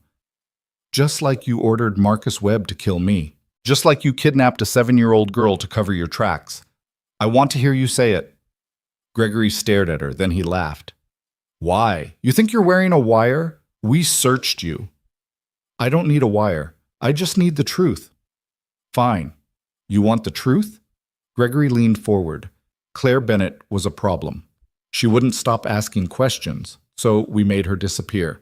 Marcus did it quietly, made it look random, and for 3 years, nobody cared. Until I started asking questions. Until you stuck your nose where it didn't belong. So yeah, I ordered Marcus to run you off that road. I ordered him to bring a body bag. And if you just died like you were supposed to, none of this would be happening. Vanessa felt a cold satisfaction settle in her chest. And Lily? Insurance, in case you got brave. Gregory shrugged. Don't worry, once we're in the air, we'll toss her out somewhere over the ocean. No body, no evidence. Vanessa heard Lily whimper in the back seat. She wanted to scream, wanted to tear Gregory apart with her bare hands. Instead, she smiled. Thanks for the confession. Gregory frowned. What? Vanessa held up the phone. You just admitted to murder and kidnapping on tape, and in about 3 seconds, that recording's going to the FBI, the media, and every law enforcement agency in the country. Gregory's face went white. He lunged for the phone, but Vanessa threw it hard toward the open cabin door just as one of the men tried to close it. The phone skittered across the tarmac, and out of the darkness, Cole appeared. He picked up the phone, looked at the recording, and smiled. Then all hell broke loose. Cole didn't wait for them to react. He was already moving, the recording uploading to 3 different servers as he sprinted toward the plane. Behind him, 6 figures emerged from the shadows near the hangar. Danny and his crew, armed and ready. The 2 men guarding Vanessa went for their weapons, but they were too slow. Cole hit the first one with the butt of his rifle, dropping him before he could draw. The second man got his gun out, but Danny put 2 rounds in his chest, and he went down hard. Gregory scrambled toward the cockpit, screaming at the pilots to take off. The engines roared. The plane started rolling forward. Cole grabbed the edge of the door and hauled himself inside just as the jet picked up speed. He stumbled into the cabin and saw Vanessa struggling to get out of her wheelchair, saw Lily tied up in the back, saw Gregory pulling a pistol from inside his jacket. "Don't move!" Gregory shouted, aiming the gun at Lily's head. Cole froze. "Put the rifle down," Gregory said. His hand was shaking, but his voice was steady. "Put it down or I shoot the kid." Cole lowered the rifle slowly. "You don't want to do this." "I don't have a choice. You just ruined everything." Gregory's face was pale, sweat running down his temples. 4 years of work, $500 million. And you destroyed it in one night. "Good," Cole said. "Shut up." Gregory pressed the gun against Lily's head. The kid whimpered but didn't cry. Cole felt his heart breaking. "We're taking off. You're getting off this plane, and we're disappearing. That's how this ends." "No," Vanessa said. Gregory looked at her. "What?" "That's not how this ends." Vanessa had pulled herself to her feet, using the seats for support. Her legs were shaking, but she stood. "This ends with you in a prison cell for the rest of your life. This ends with everyone knowing what you did." "I'll kill her?" Gregory's voice cracked. "I swear I'll kill this kid." "No, you won't." Vanessa took a step forward. "Because if you do, you've got nothing. No leverage, no way out. The FBI's already on their way. The recording's already public. Your only chance of survival is to put the gun down and surrender." "She's right," Cole said quietly. "It's over, Marks." Gregory stared between them, the gun trembling in his hand. The plane was picking up speed now, racing down the runway. In maybe 30 seconds, they'd be airborne. Then Gregory did something none of them expected. He turned the gun on Vanessa and fired. The shot was deafening in the enclosed space. Cole saw Vanessa drop, and he moved without thinking, tackling Gregory to the floor. They struggled for the gun, rolling across the cabin as the plane lifted off the ground. Vanessa was on the floor, blood spreading across her shoulder. She'd been hit, but she was still conscious, still breathing. Lily was screaming. The plane was climbing. Cole got his hand on Gregory's wrist and slammed it against the floor once, twice, 3 times until the gun skittered away. Gregory punched him in the ribs, and Cole felt something crack, but he didn't let go. He drove his fist into Gregory's face, once, twice, until the man went limp beneath him. Then Cole grabbed the gun and stood up, breathing hard. The pilots were shouting from the cockpit, trying to figure out what was happening. Cole ignored them. He stumbled over to Vanessa and knelt beside her. "How bad?" he asked. "Shoulder. Went through." Her face was white, but her eyes were focused. "I'm okay." "You're not okay." "I'm alive. That's close enough." Vanessa grabbed his arm. "Lily." Cole turned.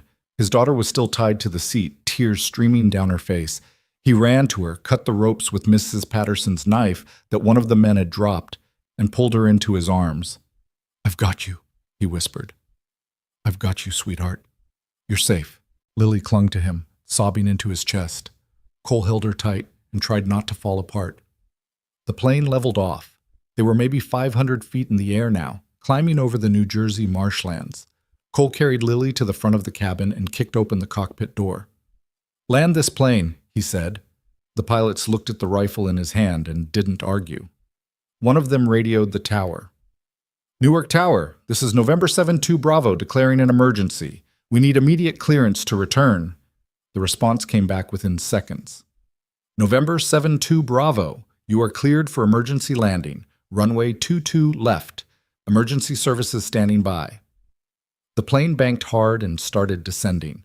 Cole went back to Vanessa and helped her sit up. The bullet had gone clean through her shoulder, painful, but not fatal. He used his shirt to compress the wound. "You're going to be fine," he said. "I know." Vanessa smiled weakly. "I'm harder to kill than I look." "Yeah, I noticed." Gregory was starting to wake up. Cole zip-tied his hands behind his back and left him on the floor. Let him lie there and think about what came next. The plane landed rough, tires screeching against the runway. The moment they stopped, federal agents swarmed the aircraft. Cole saw the flashing lights through the windows. Police, FBI, ambulances. They came aboard with weapons drawn, but lowered them when they saw Gregory tied up and bleeding. An EMT rushed to Vanessa while another checked Lily for injuries. Cole stood there holding his daughter, watching it all happen around him like he was seeing it through glass. "Sir, are you injured?" one of the agents asked. Cole shook his head. He couldn't speak. If he spoke, he'd fall apart. They took Vanessa and Lily to the hospital. Cole rode with them in the ambulance, sitting between the 2 gurneys and holding both their hands. Vanessa was drifting in and out of consciousness from the pain meds they'd given her. Lily was awake but quiet, staring at the ceiling. "Dad?" she said softly. "Yeah, baby?" "Are the bad people gone?" Cole felt his throat tighten. "Yeah. They're gone. Forever? Forever." Lily closed her eyes. "Good." At the hospital, they stitched Vanessa's shoulder and gave her antibiotics and more pain medication. The doctors checked Lily for injuries. She had bruises on her wrists from the ropes and a black eye from when they'd grabbed her, but nothing broken. They wanted to keep her overnight for observation. Cole refused to leave her side. He sat in a chair next to her bed while she slept, watching her breathe, trying to convince himself she was really safe. That this was really over. Around 3 in the morning, an FBI agent named Rodriguez came to take his statement. Cole told him everything: the crash, the cabin, the mine, the recording. Rodriguez listened without interrupting, taking notes. "The recording you uploaded is already trending online," Rodriguez said. "Gregory Marks confessing to murder and kidnapping. It's been viewed 7 million times in the last 4 hours." "Good. We've arrested 6 people so far. Vincent Caldwell, Marcus Webb, 3 others tied to the mining operation. We're still tracking down the rest." "What about the mine itself?" "Shut down. We've got a team up there now, securing the site." Rodriguez closed his notebook. "You did good work, Mr. Bennett. Most people would have run." "I'm not most people." "No, you're not." Rodriguez stood up. "Get some rest. We'll need more statements tomorrow, but for now, just be with your daughter." After he left, Cole sat there in the dark hospital room listening to Lily breathe. He thought about Claire, about how she'd died trying to expose the same people he'd just helped destroy, about how she'd never know that her death hadn't been meaningless, that it had led to this. He hoped she'd be proud. A nurse knocked softly on the door. "Mr. Bennett, Miss Sterling is awake. She's asking for you." Cole looked at Lily. She was deep asleep, safe, guarded by 2 officers outside the door. He kissed her forehead and followed the nurse down the hall. Vanessa's room was 2 floors up. She was propped up in bed, her shoulder heavily bandaged, looking exhausted but alert. When she saw Cole, she smiled. "Hey." "Hey." Cole pulled up a chair. "How are you feeling?" "Like I got shot." She shifted slightly and winced. "But alive, that's something." "Yeah, it is." They sat in silence for a moment. Outside the window, the sun was starting to rise over the city, painting the sky in shades of orange and pink. "Emma called," Vanessa said. "The story's everywhere. CNN, Fox, every major outlet. They're calling it the biggest corporate scandal in a decade." "Good." Sterling Industries stock dropped 40% overnight. The board's in chaos. "I'll probably spend the next year cleaning up the mess." "Sounds awful." "It does, doesn't it?" Vanessa looked at him. "But I'm not going back." Cole frowned. "What?" "I'm stepping down. Temporarily, maybe permanently. I haven't decided yet." She paused. "I spent 6 years running that company like it was the only thing keeping me alive. Turns out, it was the thing killing me." "What will you do instead?" "I don't know. Rest, recover, figure out who I am when I'm not fighting everyone around me." Vanessa smiled. "Maybe spend some time in the mountains." Cole felt something warm spread through his chest. "You hate the mountains." "I hated being hunted in the mountains. That's different." "Still."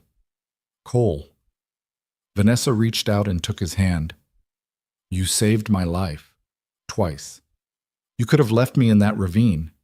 You could have sent me away when I became a problem. But you didn't. You fought beside me. You believed I was worth saving, even when I wasn't sure I believed it myself." Cole's throat was tight. "You saved Lily's life.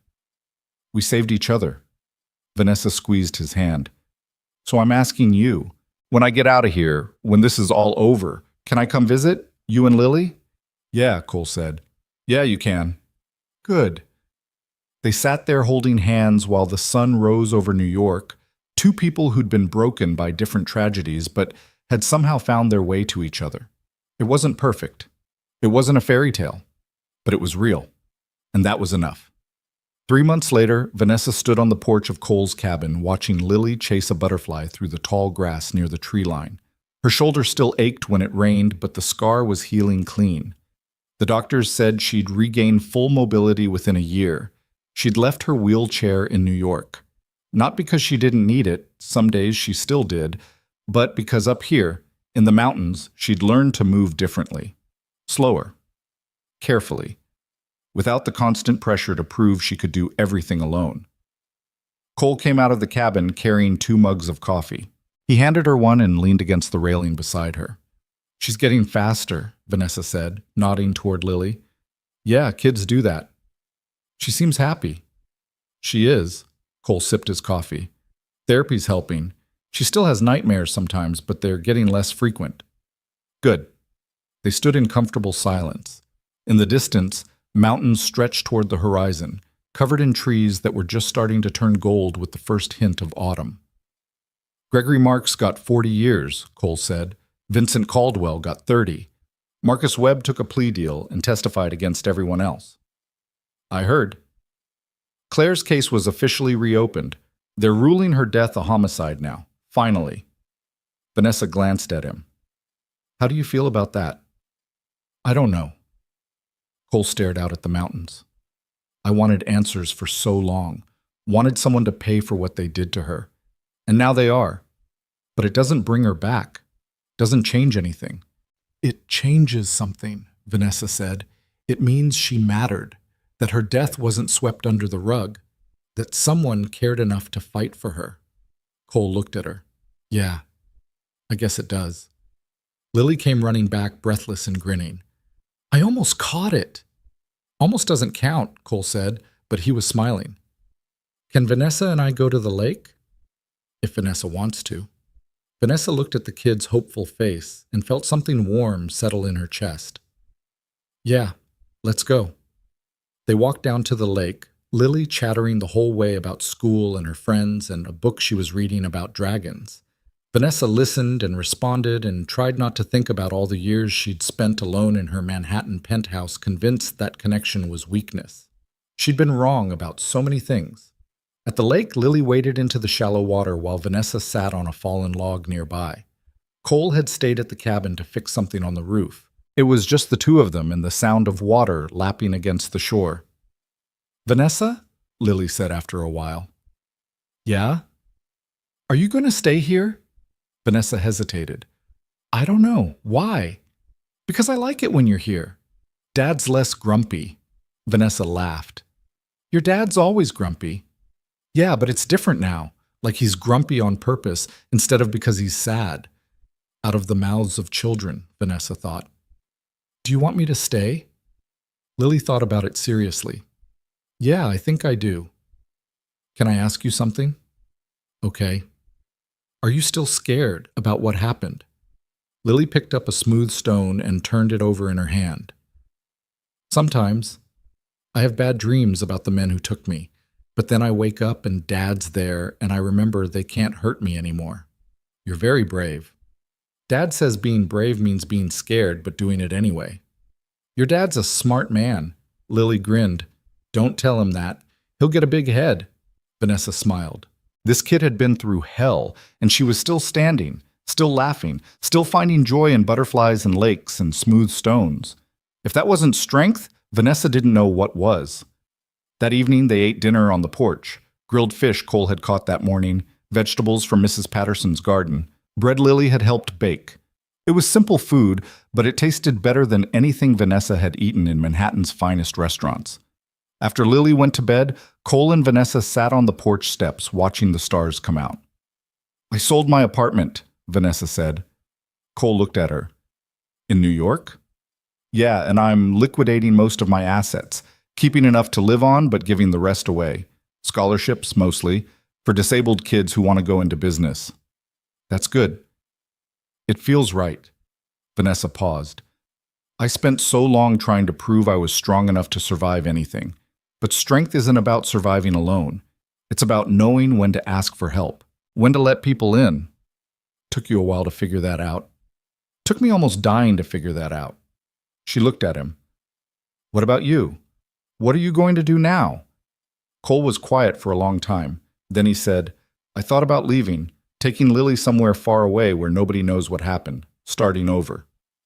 But I realized we don't need to run. This is our home. These mountains, this cabin, these people. Running won't change what happened. It won't bring Claire back. And it won't make Lily safer. So we're staying. Good. What about you? Cole asked. You figure out what you're doing yet? Not entirely, but I think I'm going to stay here for a while. If that's okay with you. Cole smiled. Yeah, that's okay with me. They sat there in the darkness, shoulders touching, watching the stars wheel overhead. Somewhere in the forest an owl called. The wind rustled through the trees. And for the first time in longer than she could remember, Vanessa felt something she'd forgotten existed. Peace. Not the absence of struggle, not the end of pain, but the quiet certainty that she wasn't fighting alone anymore, that she'd found people worth fighting for, that she belonged somewhere other than a boardroom or a tower or the cold, empty spaces she'd built around herself. The weeks turned into months. Vanessa rented a small house in town and started consulting for nonprofits, using her business expertise to help organizations that actually mattered, instead of making rich people richer. She had lunch with Emma once a week over video chat, keeping tabs on Sterling Industries but letting someone else handle the daily chaos. She spent her evenings at Cole's cabin. Sometimes they cooked dinner together. Sometimes they just sat on the porch and talked. Sometimes Lily dragged them both into some elaborate game she'd invented that made no sense but was fun anyway. Slowly, carefully, they built something new. It wasn't romance, not yet, maybe never. Neither of them was ready for that. They were still healing, still figuring out who they were without the weight of their old lives crushing them. But it was connection. Real, honest connection between two people who'd seen each other at their worst and decided they were worth knowing anyway. One Saturday afternoon in late October, Vanessa was helping Lily with her homework at the kitchen table when Cole came in from outside covered in sawdust. "I finished it," he said. "Finished what?"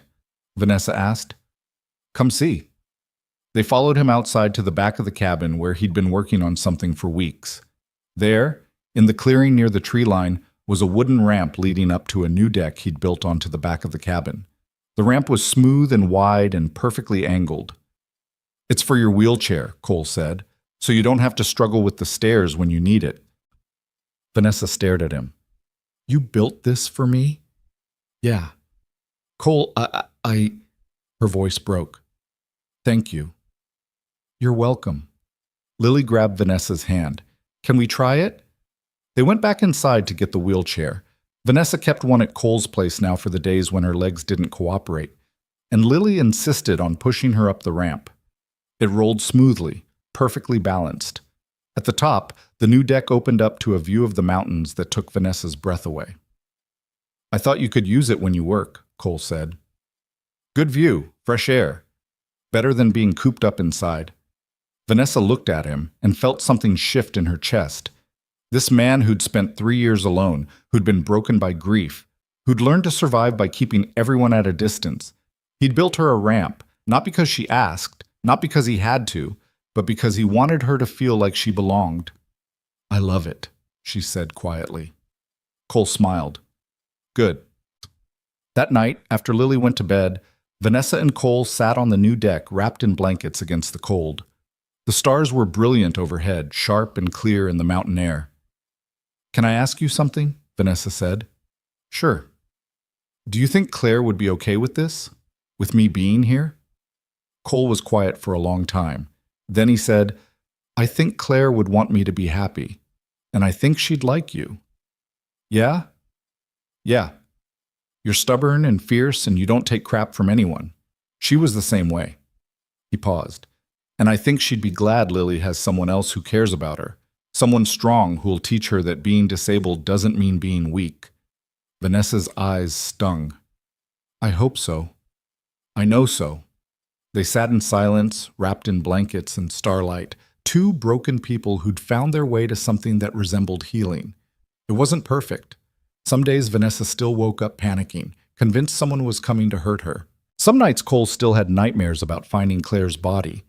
Lily still flinched when cars backfired or men in suits walked too close. But they had each other, and they had this, a small patch of earth in the mountains where they could be honest about their scars instead of pretending they didn't exist. That was more than most people ever got. As the months passed, something strange happened. Vanessa stopped thinking of New York as home, stopped missing the boardrooms and the power lunches and the constant noise. She'd spent so long believing that success meant having more money, more control, more proof that she was strong enough to survive anything. But up here, in the mountains, with Cole and Lily and the quiet rhythm of days that weren't measured by quarterly earnings or stock prices, she learned something different. Success wasn't about surviving. It was about living, really living, not just going through the motions. It was about letting people see you when you were weak, about asking for help, about building something real instead of building walls. It was about knowing that strength came not from standing alone, but from having people beside you when you fell. One spring afternoon, nearly a year after the night at the airfield, Vanessa and Cole took Lily fishing at the lake. The kid had gotten good at casting, her line arcing out over the water with surprising accuracy. "I got one!" Lily shouted, her rod bending. Cole helped her reel it in, a decent-sized trout that fought hard before they landed it. Lily was grinning so wide her face looked like it might split. "Can we keep it for dinner?" "Yeah," Cole said. "We can keep it." They cleaned the fish and brought it back to the cabin. While Cole cooked, Vanessa sat on the deck with Lily, teaching her how to play chess on a battered set Cole had found at a yard sale. "Vanessa?" Lily said, studying the board. "Yeah? Are you happy?" The question caught Vanessa off guard. "Yeah, I think I am. Why?" "Because you smile more now. When you first came here, you looked sad all the time." Vanessa thought about that. "I was sad, but I'm better now." "Because of us?" "Because of a lot of things. But yeah, you and your dad helped." Lily moved her knight and looked up. "I'm glad you didn't die in that car." Vanessa's throat tightened. "Me too, kiddo." They finished the game. Lily won because Vanessa was still learning, and then went inside for dinner. The trout was perfect, flaky and tender. They ate together at the small table, talking and laughing, and Vanessa realized this was what she'd been missing all those years in Manhattan. Not power, not control, not the ability to destroy her enemies with a single phone call. Just this: connection, family, people who cared about her not because of what she could do for them, but because of who she was. It was simple. It was ordinary. And it was the most valuable thing she'd ever found.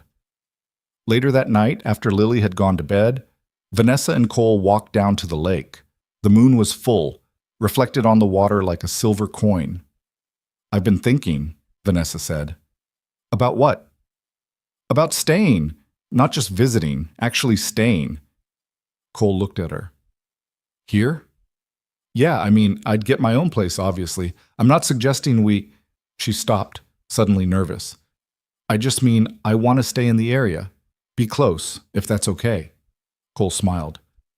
"It's more than okay." "Yeah?" "Yeah." He reached out and took her hand. "You're part of this now. Part of us. And I don't want you to leave." Vanessa felt warmth spread through her chest. "I don't want to leave either."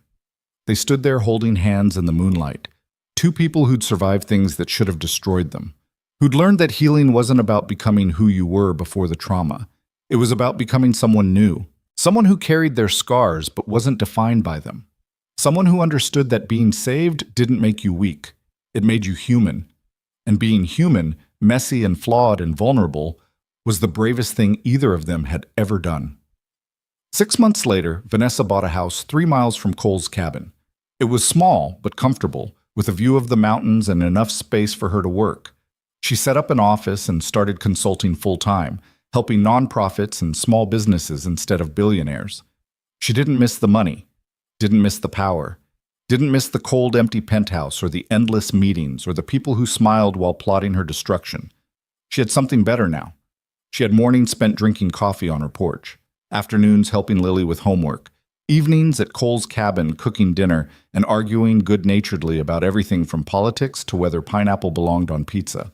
She had people who knew her scars and loved her anyway. People who understood that some days were hard and didn't expect her to pretend otherwise. People who'd fought beside her and knew exactly what she was capable of.